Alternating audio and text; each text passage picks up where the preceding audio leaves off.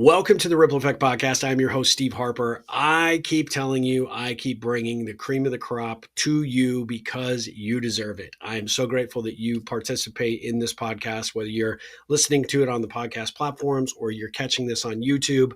You know that I am bringing the heat every time that we bring an episode out because I have met some amazing, incredible people. Today is no exception. I was actually introduced to Deb Coviello by Woody Woodcock, one of our now infamous Ripplers, great guy, great supporter of my work. He was interviewed by Deb for her podcast called The Drop-In CEO. And he turned me on to the show, said he was going to introduce us and did. Once I connected with Deb, I was like hooked. I was convinced that she's someone that I definitely wanted to get to know. I want to build a relationship with. But most importantly, I want to expose her great content, her great way of doing what she does as an entrepreneur to you. I think you're going to be blown away. She's a really, really dynamic individual, really, really fun to talk to. I have already been on her episode or her podcast. Our episode dropped just this past week. And man, I'm getting some people on LinkedIn. They're like, hey, I heard you on the show. I didn't know anything about your work. I'm really fascinated. It's already creating ripples for me in a big, big way.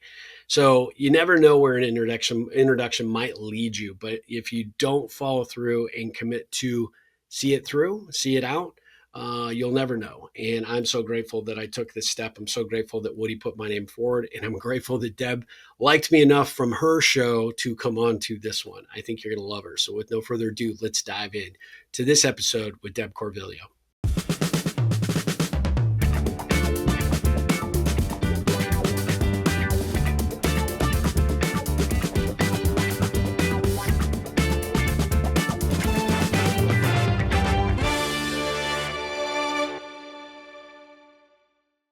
Guys, I am super excited to have Deb Coviello join us today for the Ripple Effect Podcast. Deb, how are you doing today? Amazing, excited, got lots of energy, just had my lunch, want to just jump into this You're bringing it conversation in. with you. I love it. Bringing I the A am. game. Yeah. Well, I gave a little bit of your accolades and how we met when I did the introduction, but I would love to just jump right in because I was honored to be on your podcast, The Drop-In CEO. I had such a great time. Our episode just dropped. I have people contacting me I probably never would have ever met thanks to you, right? And by extension, Woody Woodcock for actually connecting us in the first place. But tell us about your podcast to start and what kind of inspired and motivated you to do the Drop-In CEO. Oh, okay. So you got about a half hour or so? No, really. So again, at a time, back in the day when I first started my business and I'm networking and starting to play around in LinkedIn, I started getting the bug for being guests on podcasts. Again, I'll make this brief. But one of the shows that I was on, they said, Deb, tell us a little bit about what you do. Please describe it. And I said, well, I'm kind of like the drop-in CEO. I drop into businesses, I assess the business issue with the C-suite leader, fix the problem, elevate the people, and then you pull me out. And when the show was done, they said, Deb, where did you come up with the drop-in CEO? And I kind of like took me aback and I said, I don't know. It just kind of came out of my mouth. But then in that discovery afterwards, I recollected there was like a CEO that dropped into a business about 15 years prior. We were in trouble. It was a startup. And he rolled up his sleeves, partnered with us, made us feel good, solved the business problem. And then when we were ready to go IPO, they pulled out that CEO and dropped in the next level of leadership. Mm, And I just remember how he made me feel during that experience. And after I shared the story, he says, well, that's brilliant. You got to own it. yeah. And I said, no. I'm Deb Coviello. My company's Illumination Partners. But after 5 months and then saying to myself, you know what? I want to do my own podcast. Yeah. I don't want to be chasing others. I want my own stage to invite who the heck I want onto my show. I finally said, let's do it. Let's call it the Drop-In CEO. Since then, I have trademarked the Drop-In CEO, and everything is a derivative because that's just who I am as Sure. a person. Dropping in, solving problems, elevating the people, and I'm sticking to that. I love it. Well, since you were, the experience sort of formed that in your mindset about what you would do at this show. You said you never forgot how they made you Mhm. feel during that time. Yeah. Was that a positive or a negative? I'm curious in terms of, how that transition took place. Well, it's one of those things when you're in crisis and somebody drops in and it's going to be a change, it's always met with being scared and, okay, how is this going to Sure. affect me? Well, when he dropped in, he just said, okay, guys, let's just roll up our sleeves. And he sat with us and worked on an Excel spreadsheet. Let's just organize this problem and let's just do this. And at a time when I was 35 and a director at a startup company, oh boy, we'll talk about having no confidence and needing that being built up. Well, he made me feel confident that I could do this. He did guide me to a better way and painted what a better day looked like. And I felt much more confident. And he left his legacy and impression. And by the way, about 3 months ago, I found him again and I actually talked to him and told him how he made me feel Oh, by that encounter. So I've had closure, that's awesome. and it was just an amazing experience. But they made me feel wonderful. And when I drop into businesses, it's usually deer in the headlight. How am I going to get them through either this crisis or this growth transformation? And with a calm voice, even though I'm deer in the headlight, how the heck am I going to do this whole thing? Um, I give them the sense of confidence and I guide them. And so the drop in CEO brand is taking things from being chaotic or I don't know how we're going to do this to we're going to do this together. Yeah. And again, make people feel good for the accomplishment, high five. And that's the legacy I want to leave. You'll forget about the work we did, but the legacy of how we made people feel. And again, why I remember Mike, who was the drop in CEO. Uh, I love that. And I can say having been a guest and having a fair amount of communication, we had, a couple of fits and starts trying to get our episodes scheduled, right? One for your show, one for mine. And Yeah. you were so gracious. But when we actually had the pre-interview, I think for your show, one of the things that I just have to commend you on was how comfortable you made me feel from the get-go. I could see how that transitions to your work. You just have this very really cool, chill way vibe about you that I the whole time I was sitting there, I'm like, I could just keep talking to her the whole time. And so I'm like, okay, let's see how it goes with the interview. And you were that and then some with the interview. I just love it because I think that's one of those things that you either have it or you don't. And when you do have it, you're able to accomplish so much more. And that's why when you do what you do for the clients that you serve, I could see why you're such a value add to their operations because I think you aren't looked at as a threat. You're looked at as, hey, this is a person that's buying into what we're doing, and she's here to help us get over whatever obstacle or problem we might be facing. But she's really someone that cares about what she does and cares about the people she does it for. Yeah. So when we're done, where do I send the check to for that accolade? Feel But free but to put that on a billboard anywhere you want. It's okay. so here's the truth of the matter. I wasn't always that way. Now, the voice has always been that way, but that's kind of like my superpower that comes with. Yeah. As a trained engineer, we are taught to be A1, results oriented, perfect, logical, concise. Process, And process, yeah, yeah, process. yeah, yeah. And during my career, you're celebrated for that. But then at some point, you hit a wall because, well, where's the consensus building? You've got to do things as a team. And as my roles grew bigger and I had to work with different cross functional teams and internationally, even though I had that A1 personality, if you personality typed me, and I can revert to that, by the way, I'm a Gemini, so that's multiple Me personalities. too. Oh, no. But anyway, but the thing that I found that got me the farthest was then, okay, often I'm coming into chaotic situations, cross functional teams. How do I level set what is it we're trying to accomplish and then reframe what is our purpose and the problem, Oh, and then using my voice to listen but also to then speak the truth and get people to calm down and focus. Well, that became kind of my superpower. And often people thought when they personality typed me, oh, she's one of those kind of those tree huggers, she builds consensus, she's all about emotion and all that. Well, yes, I do care about people. That's why we're here, is to connect with humans. But that's also what we need to do with people in order to move people forward, is that calm absolutely. effect. I hear you. I care about you. I see you not as a transaction, but as a person that has value. Yep. I believe that. And so that's kind of part two of my career of I care about people and we work through people. They're not transactions. So thank you for that compliment. A lot of people should learn from that because it's not always taught, or if you don't have a good role model. I love that. Well, and you're welcome because it's 100% true. I am curious though because you touched on, going up the career ladder, obviously working for other companies by which you didn't start. How did you make that transition from leaving sort of that comfortable arena that you obviously were successful at, and you continued to, find, new barriers to break through. But how did you decide, okay, now I want to go do this on my own and have that kind of ripple effect to other businesses? Yeah, so that is kind of the journey that I'm wasn't so proud of, and I didn't tell the stories, but now I own it because all these things happen to good people. So I had in my corporate career about 2 years prior, I had moved up, was starting to accomplish great things, but there were bumps in the road and my region was not performing as well as it Hmm. should. And I was in trouble. We were 4 out of 4 and we went to this global meeting for which I had to create this wonderful presentation, present it to my colleagues in upper echelon. And what am I going to do in the following year? Well, I didn't have my presentation done by the time I went to this meeting, but hours on the treadmill, putting post-it notes, etc. I realized I've got to do something different. First, starting with me as a person, what was my purpose? And I realized it was to help people struggle less and through removing barriers, help people to do the work without having confidence issues and all that stuff. Well, when I delivered my presentation, two-thirds of it was storytelling. And why are we here? And who am I going to be as a leader? And how am I going to lead differently? And this is how I'm going to remove barriers and elevate my people. And only in the last third did I say, and this is what we're going to do in the following year. And I was so proud of it.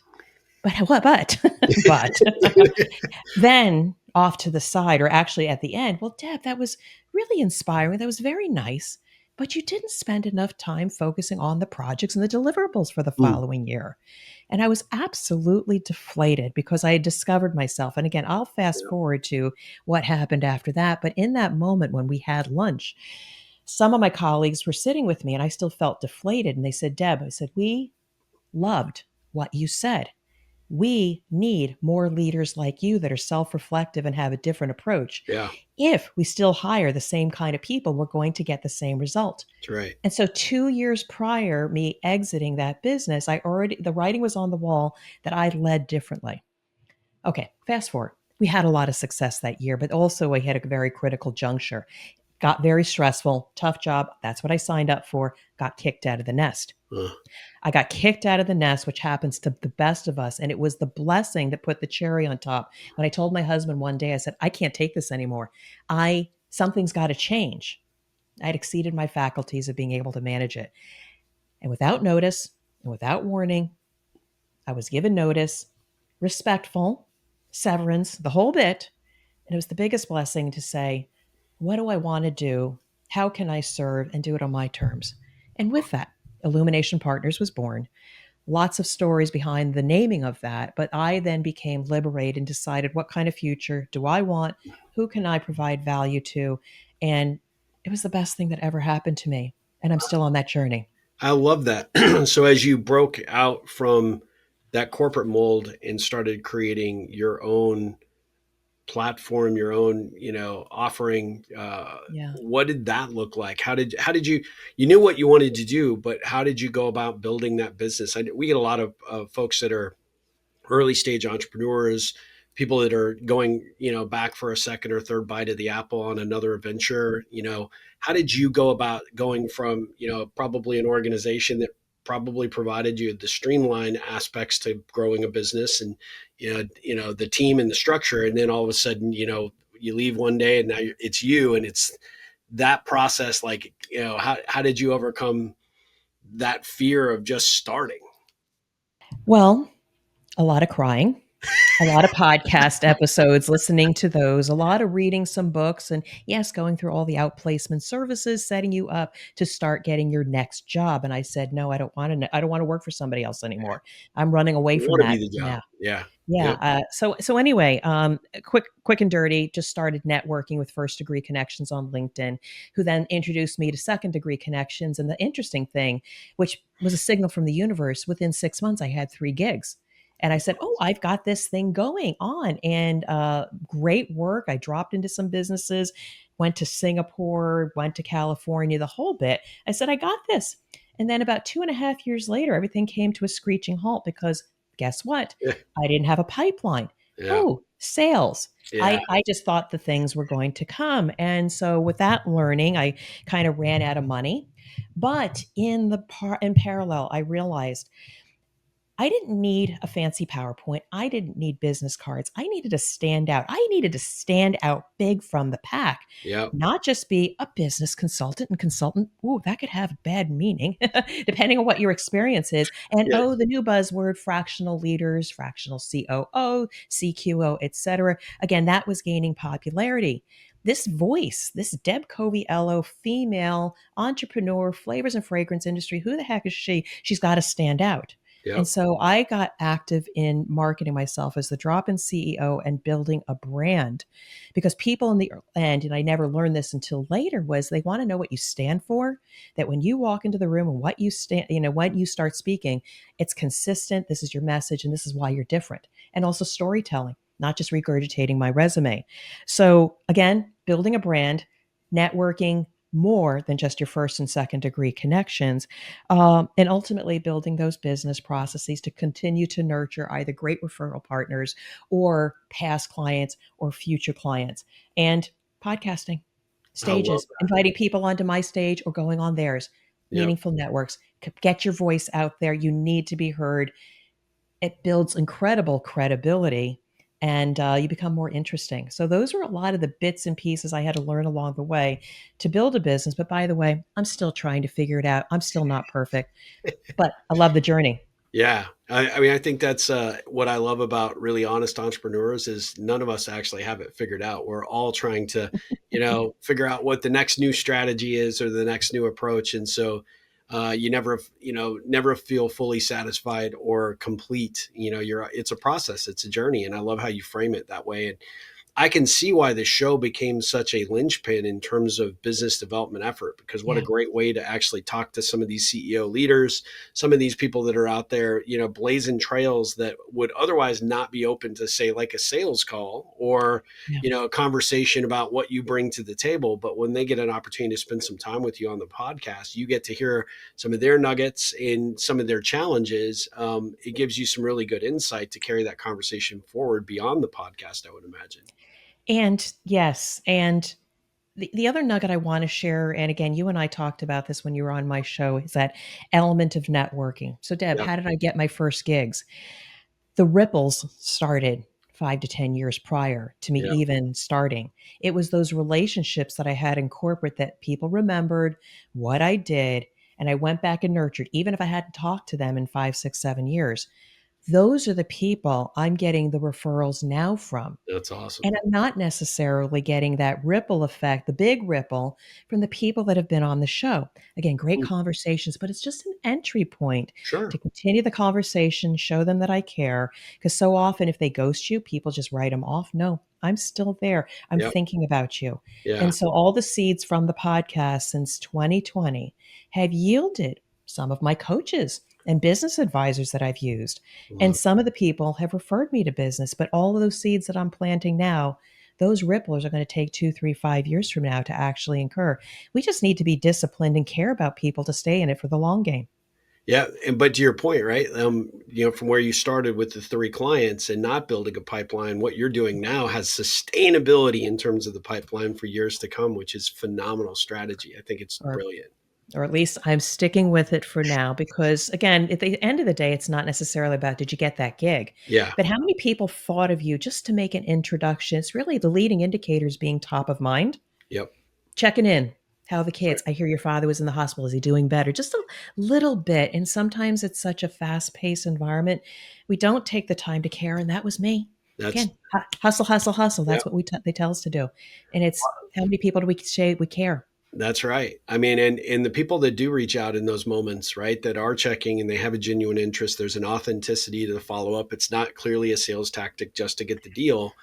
They remember you. And oftentimes they will come and probably pay you way more than you ever anticipated they would simply because you set it up correctly. And so I think Yeah. that's phenomenal strategy for sure.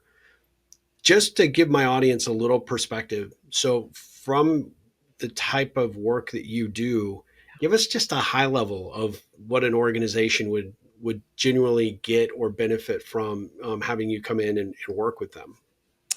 So Thank you for that. There's two ways that I am asked to drop in to an organization.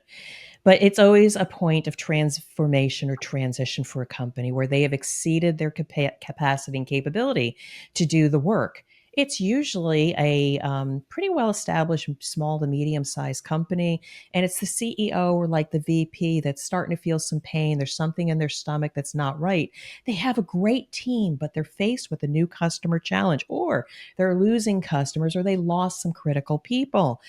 Sometimes they wait too long to ask for help. I can just work harder. And then they say, Deb, can you drop in? We're in crisis. We Yeah, just had to fire our quality leader and I got a recall going on. Deb can drop in and stabilize the situation, assess the landscape for where you got broken processes and broken people. And yeah, then I'll work with you and coach you on what do we need to do to sustain it.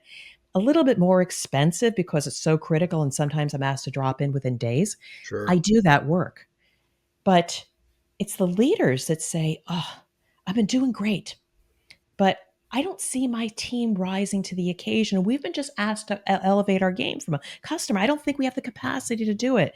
They're proactive and said, "I'm not too proud to look for external support." And Yep, so I'll be brought in during a time of we need to achieve a food safety certification. We got a good foundation, but we have no idea what good looks like. Can you drop in? And by the way, I'm in one of those situations now. By the way, I'm deer in the headlight. Like, how am I going to get this done by X date? Well, yep, I got a highly motivated team, a highly supportive CEO. When you've got that kind of culture behind you, you're going to go gung ho and make anything happen. And it's going to happen. I love working with customers like that because then I did it with another customer because they got that certification. They become more credible. Business development opportunities open up. And then I'm called back and say, Deb, we just opened up our third facility. And you feel that wonderful moment that you had just a little bit of part of that success that they're now realizing now. That's kind of the work I do, both technical, but also a lot of people development and confidence building and building their capability. I love that. I can see, I can see why clients love working with you, no doubt. Tell us like the one surprising thing that you sort of discovered either about yourself or by just going down this path, coming from corporate and starting your own thing. Was there something that you didn't expect or pleasantly surprised you, or maybe didn't pleasantly surprise you? So if you saw me about 4 years ago showing up on LinkedIn doing videos about my thought leadership, you would say, hello, I'm Deb Coviello, the Drop In CEO, and I'd like to talk to you today about this particular thing that I've been seeing. My face would be engineer like. I wouldn't have a lot of movement and flow. To one day, my mentor at the time, Peter Gorel, said, Deb, love the content, but can you just get over yourself? And it was one of those things like, I mean, I looked the part, I looked corporate, Yeah, but I wasn't being totally myself. And it was again, who really wants to see the Deb with her hands going all over the place, her hair that's a little bit frizzy right now due to the humidity. I needed to be perfect because that's how I was groomed. Now, yeah, a lot of people say, Deb, we can't believe the transformation you went through from corporate to what you're doing now. And rather than just saying, well, thank you, I became a new person, I became Doctor Who and regenerated myself. It was more of, I became who I once was. And as a child, I was creative yeah, and talkative and artistic and what if and what about the possibility and love being on a stage. I was on many stages as a child. And society kind of squelched that and had me conform to the educational norms. And Deb, yeah. can you quiet her down? She talks too much, even though I was highly intelligent and pretty advanced at the time. And then even corporate, I'll speak out of turn because I didn't know how to align with stakeholders. Deb, that you shouldn't have said that without any coaching. Yeah. I am now liberated as a business owner to discover who I am and just be me. Yeah. So the thing that I discovered about myself was it was okay to be just me. I And love that's okay and people will like it.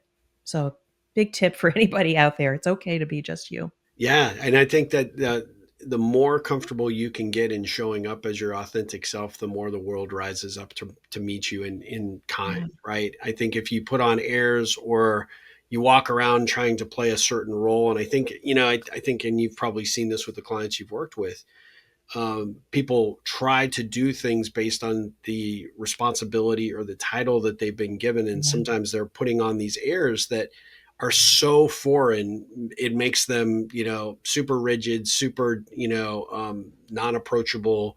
A lot of times you feel like as a leader, you got to be a dictatorial or authoritative kind of Yeah. leader. And, don't ask me how to do it, just get it done kind of person. And sadly, that's not what the new generation of workforce is looking for. It's not what inspires a lot of organizations for growth. And when people don't feel like they can connect with the leader at that level, and they feel like there's always just something a little bit off, like they're just not the authentic person that they Yeah. could be, nobody really wants to work harder to perform, any more than they should for their role, because there's really no drive or motivation to do so. And so I think what you do is in how you show up, I think is fantastic, because you're living that right now as a true example, which I think is probably a real inspirational shot in the arm for the leaders you serve as well as the teams that see you. Yeah, I so appreciate that. It always feels good when you get those accolades. But honestly, where I want to go with that is that you still should be a professional. Yeah. But these are messages, whether you're in corporate or you're out there for yourself. I still show up as the authority. I remember doing this RFP for this current client. Again, I love them. And I had to say, well, this is what my approach was. This is what I suggest. And you will see the authority, the credibility come through. And they said, okay, great. We like your approach, but we'd like to have this by August. And I'll go, and then I apologize. God, I'm sorry. I just giggled, but it was, Yeah. that's a bit aggressive, Yeah. and I will support you, but let's figure out how we're going to do it. That little giggle is me. That's my That's you. soul Yeah. bubbling through. And so those little nuances, whether it's an eye roll, a giggle, or a hand gesture, don't be afraid to use that, because people, if they don't understand it, then you say, "Oh, let me explain my reaction." Because again, it's the soul coming through in some kind of Yep. chemistry, or even your face. Again, you got to be mindful of how your face looks up. I always used to have a very straight face. I had to force myself to smile because I'm grateful for this conversation. But again, be professional, Yeah. be the authority. People want to trust you because they're going to get you to a place, but they also want to be able to say, I like her. Yeah. I can trust you. You might be interesting to work with. That's really the greater outcome, whether It in is. corporate or business, is do I like you? And I trust you to do this together. Well, the funny thing too is if I put myself in a decision maker role and I'm thinking about the two or three people that I interviewed before you, and then you come in because they all told me what I wanted to hear because they're all trying to get the business. So they'll tell you Right. what you want to hear in order to do it. And then the excuses come later, as we find, with a lot of organizations. But you saying, hey, okay, that's a bit aggressive, but let's walk back this timeline and let's look at what we can agree to and what we can realistically accomplish in the time frame you've outlined. May not be everything, but I definitely will give it, my best shot to deliver, certainly more than you expect during that time period. That, like you said, that combined with just the personality and just no BS filter attached, right, is a huge way for people to immediately bond with you and have that level of trust. And that's the biggest challenge, I think, for people that are, whether you're a coach, whether you're a consultant, some sort of strategic expert, people are so fixated on showing what they can do from the technical and the tactical, and all of that's important. And like you said, being professional and in that business environment, it's important to live up to a certain level of standard. But at the same time, people don't buy process, they don't buy the necessarily always the output, they buy the person that's going to help them do what they need to do. Yeah, and to add to that, many people put themselves in a box, whether it's a new job opportunity or a role that's lateral. They'll say, "We'd Yeah. like you to do this." And you say, "But I've never done that before." Yeah. And we immediately retract, saying, limiting ourselves. But if you think about, you were a baby and you were crawling once and you figured out how to walk and then to run, somehow you figured it out. So we never praise ourselves for being resilient and being able to figure things out. A case in point, I had a client in Singapore of all places, and I helped them to get a particular certification. And then after we built trust and we got through that hurdle, they says, I need you to do this, Deb. Now, the framework and the approach was basically the same, but technically I had never done it before. And Yeah. I was honest with him. I said, I've never done this before. And he says, don't worry, we'll figure it out together, because he trusted me. Yeah. Again, people trust the person, and those soft skills. of being resilient and resourceful and trying to figure it out along the way. It's not necessarily your technical experience. So again, I appreciate the opportunity to share this. I'm hoping somebody out there is taking some of this wisdom. Just trust yourself, be yourself, but also by doing that, you're going to get hired or you're going Yeah. to get that offer or that opportunity. It pays dividends. Yeah. It does. One thing that you really struck a chord with me is that, and especially for folks that do the kind of work that we do, right? There's two ways to answer that question. If an expectation is put on the table that you haven't done, you could be, "Ooh, never done that before," or, "Ooh, exciting. I've never done that before." Be a little patient with me because I'm learning. But, where do you think that falls with your decision maker when they hear it? One, they're like, "Okay, definitely not the right fit." And the other is like, probably no doubt the right fit because they're not diving in and telling me what I want to hear, or they're not immediately rejecting it, but they're willing to learn. They're willing to expand their horizons. They're willing to, to do what I'm actually asking them to do, put in front of them. And I think that's just, it's huge. And I think from a decision maker perspective, right, or a leadership team, I think they do want to connect. But the thing you said that really resonated with me is, oh, I like her. I like the honesty. I like the approach. I like the fact that she doesn't take herself too seriously, and she's not telling me I'm wrong that we can't possibly get this done by August, but she's probably saying, hey, it might be a stretch goal, but here's what we need to do in order to try and get most of your Yeah. expectations met if we can. But you're not BSing anybody on that front, which I think is phenomenal. And so you bring up a really good point about decision makers and their decision logic. And again, maybe if you're a recruiter and you get, resumes and this one has all the bells and whistles and you interview people, sometimes people like to check the box and say, okay, they got all the bells and whistles. They're going to deliver on the transaction or what I need. And I propose, and again, highly aware leaders understand this, that we don't just hire a transaction or people to get a particular result. We should be hiring for people that can set the future. Yep. Again, depending on what that role is, or if it's a lower entry position, can they grow with the organization? Are they curious? Do they want to learn? I'm investing in a future person, not the person to solve a particular business issue right now. So, yeah, I mean, just be confident that I've got the capability to figure things out. And to that point, I had an opportunity after I was kicked out of the nest to join a company. Again, a director of quality that was right up my alley. But I didn't have a particular certification. They couldn't check the box, even though a 2 hour interview went to 4 hours. They didn't hire me. And I said, Oh, okay, well, I couldn't check the box on that. The funny thing is 5 months later, they still hadn't found a replacement. And then they were at a place of crisis. So the leader reaches out to me and says, Deb, I got this situation. Can you put together a proposal? I said, what about that certification I didn't have? And he says, don't worry about it. I need you.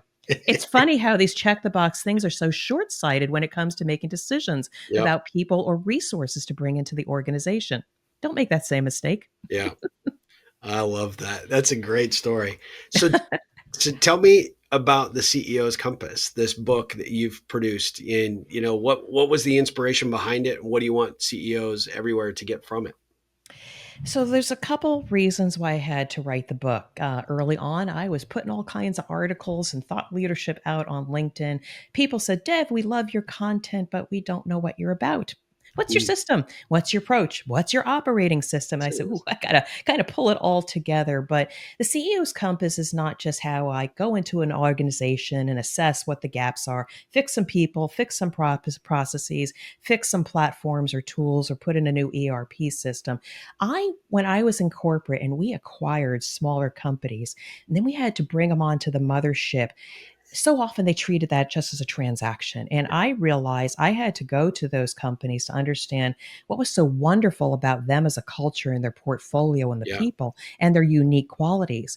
And because I spent time earning their respect and understanding the culture, two additional thought leadership points came to me is when we try to fix things, we need to understand their past, what they bring to the table, and pride. What is their unique intellectual property or skills or gifts that maybe we haven't tapped into? Yeah. Again, all about the person, nothing about tools and stuff like that. So, anyway, long story short, I said, I got to pull all this together. And I had a house and I had a tree and I had a diamond. And eventually I settled on a compass.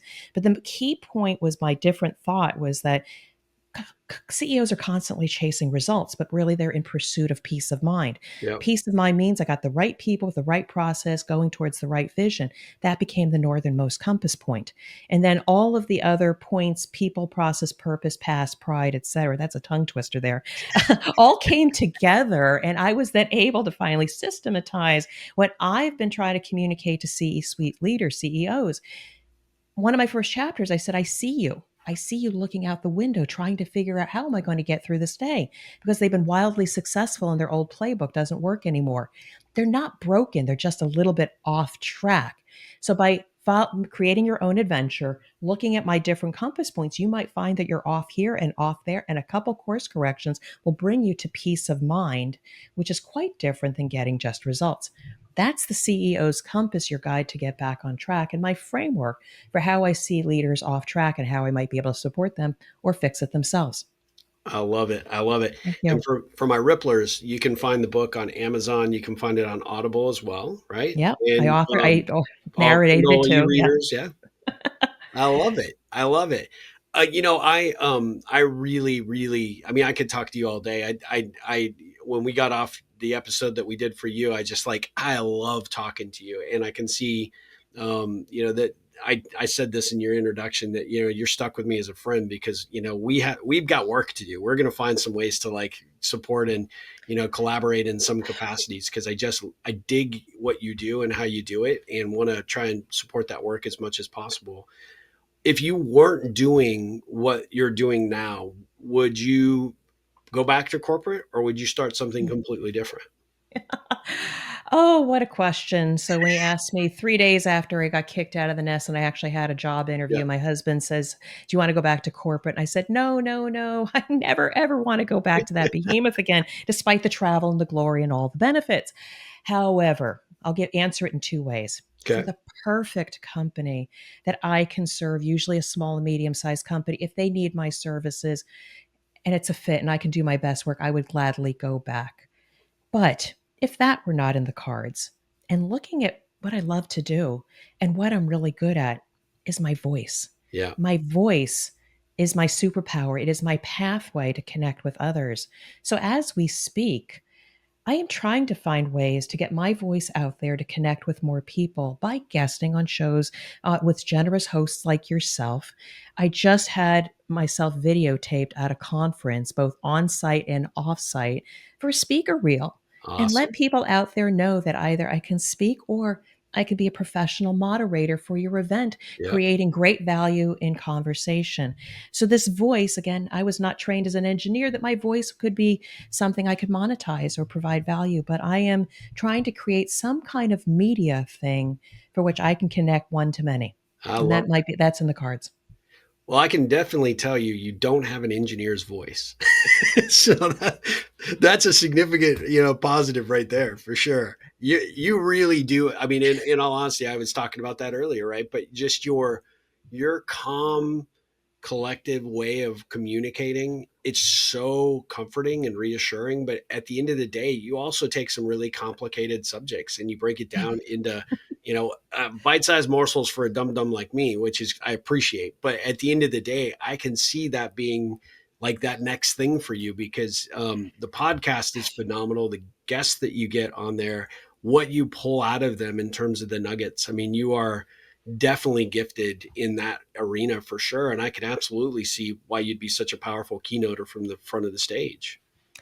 I appreciate that because I have done speaking. Again, this is just you and me talking. Yeah. I have done speaking and I was a little bit green. I had a PowerPoint behind me. Might have relied too much on the PowerPoint. I had talking points, but I had to write them on my hand. I didn't memorize them. I mean, all of those things. And I would love to do more but I haven't done yet that TED Talk. But Yeah. I am getting ready to do that TED like talk because I think there is so much bottled up in here for Yep. just me to show up and say it. But right now, for now, little sound bites with podcast hosts on these platforms. This is my stage. I'm Yeah. already living the dream. Yeah. And you're doing it well, really, really Thank you. well. I always like to wrap up these interviews with a few Ripple connection questions. I've kind of already sprinkled a few in there, but at the end of the day, I would love to, just take you on this journey. The Ripple connection questions are fun to ask, but they're fun to answer. There are no gotchas. But are you okay with that? I am. I'm ready to dance. I'm standing on my So, what did the 7-year-old Deb want to be when she grew up? a butterfly. A butter. Oh, that's I cool. just, think of a little girl running through the backyard with an imagination and butterflies flying, and oh my goodness, the bad person's going to get us. No, the freedom to float and be creative, which is who I am. But there's my answer, and I'm sticking with it. I love that. That's fantastic. You give us a sense of your favorite thing to do when you were a kid. What was the aside from chasing butterflies? What was your favorite hobby? Did you play sports? Did you like were you into anything specific before you graduated high Yeah. school? Anything. Well, I threw the javelin. So I threw things. Ooh, nice. I threw the javelin in high school. And by the way, I throw stones now. I'm into dangerous things here. Wow. No. But anyway, I was highly creative. I could sing. I played the clarinet. I played the saxophone. When I was a Wow. young kid, I was doing arts and craft, crocheting. I cook now. Anything that has a creative element that I take nothing and turn it into something. I love to write. I used to write plays. That creative element, that creative flow fulfills my soul, and then being able to pour something out at the end. So, by the way, fast forward, I love to cook. That's a problem if I don't have an army to feed, but still, my ability to feed community through food, through nourishment, through entertaining. But also, I love to continue to write now. Don't ask me to sing. I can't sing worth a lick now, but I got my voice instead. So that's kind of a kind of singing. I love that. That's great. Um, what is the thing that most people get wrong about you? They might think they could think I'm a little standoffish or introverted because if I'm not turning on the charm right now and I'm at a large social event, I like to kind of be in the background in the kitchen cooking, and I'll be kind of the person listening to the conversation and not necessarily jumping in. Yeah. I have my time where I get energized from conversations like this, but I also need my quiet time. And sometimes might say people I'm a little introverted again. At the beginning, I might have mentioned that I'm a Gemini. I'm two different personalities. I think for the most part, I am more of an extrovert, but introverted tendencies versus the other way around. I like that. Okay. What do you wish that most people knew about you, but they never seem to ask or get there? That is a really hard one. Sorry. That yeah, I am stumped. If anybody asks me a question, I'm an open book. I'll tell them.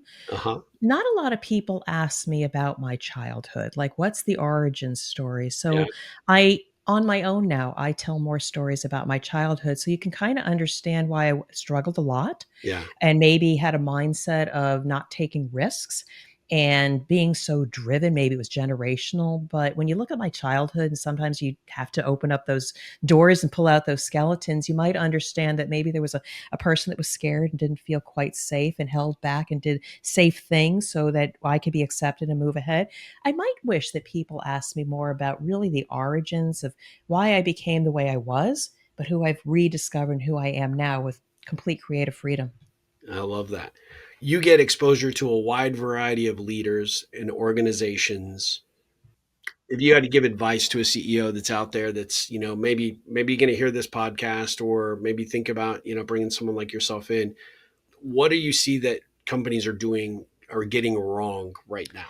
Yeah.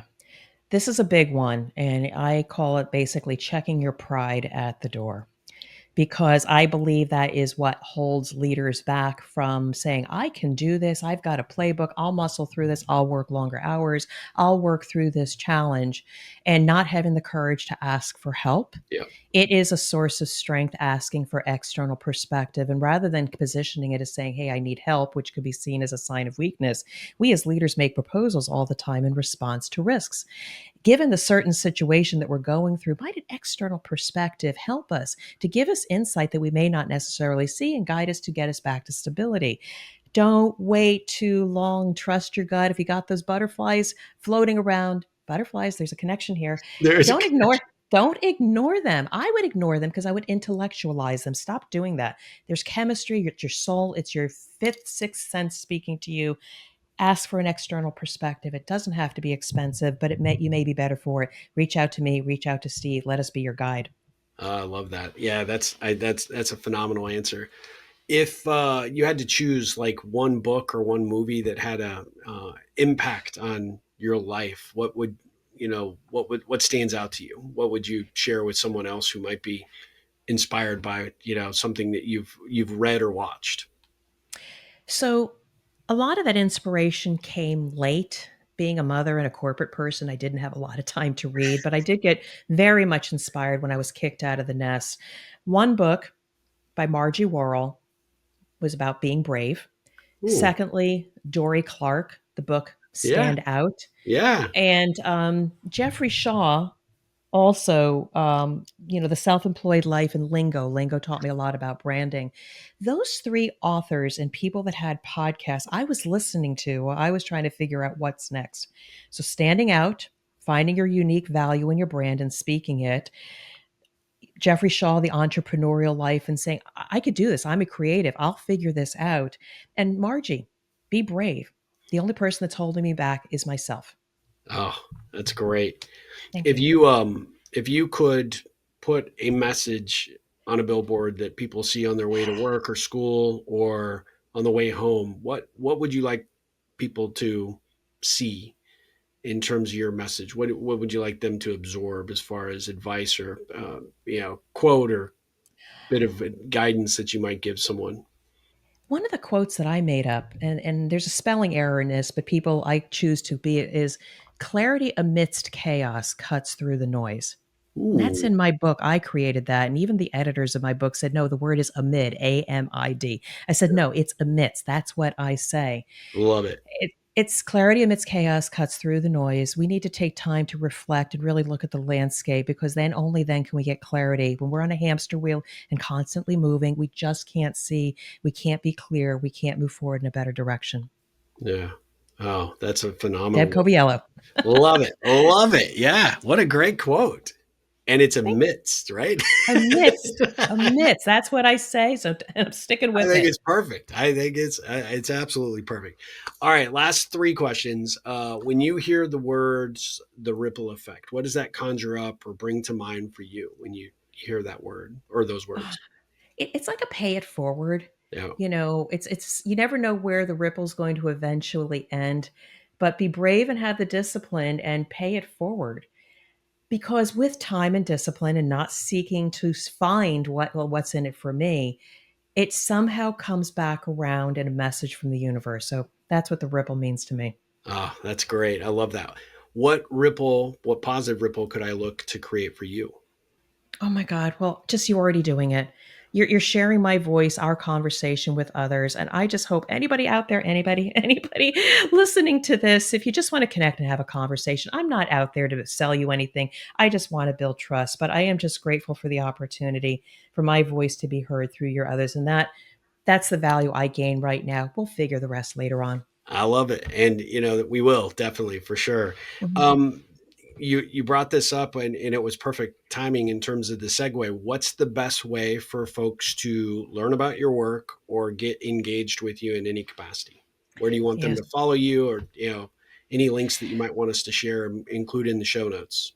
Yeah, so go to my website, dropinceo.com, dropinceo.com, and just see what I'm about and some of my offers and my contact page. You can reach out to me there, but most of my thought leadership comes out on LinkedIn. So look for Deborah Ann Coviello or the Drop In CEO. You'll see what I'm all about, who I'm talking to, what I'm talking about, and just direct message me. I'd love to just start a conversation and just build a relationship from there. Let's see what we can do and ripple. Absolutely. I love that. Yeah. And I highly encourage everybody that's, watching this or hearing it on the podcast platforms, go check out Deb's podcast. Check out my episode because we had a blast and I thought it turned out phenomenal. I was really, really appreciative of the work that you guys put into it. But the level of guests, I got to be honest, I'm going through a little bit of imposter syndrome. Like the people you've had on there, genuine rock stars, I'm like just a nobody, but I was love your show and I love the guests that you have on it. Everyone is jam packed with really good nuggets. And so I'd encourage my audience to make sure that you have pen and paper in hand ready to go when you turn that podcast on because it's that good. You're too gracious and kind. Thank you so much. Of course. Well, guys, we'll be back again with another episode of the Ripple Effect podcast. But until then, Deb, thank you so much for your time. And as always, ripple on. Thank you.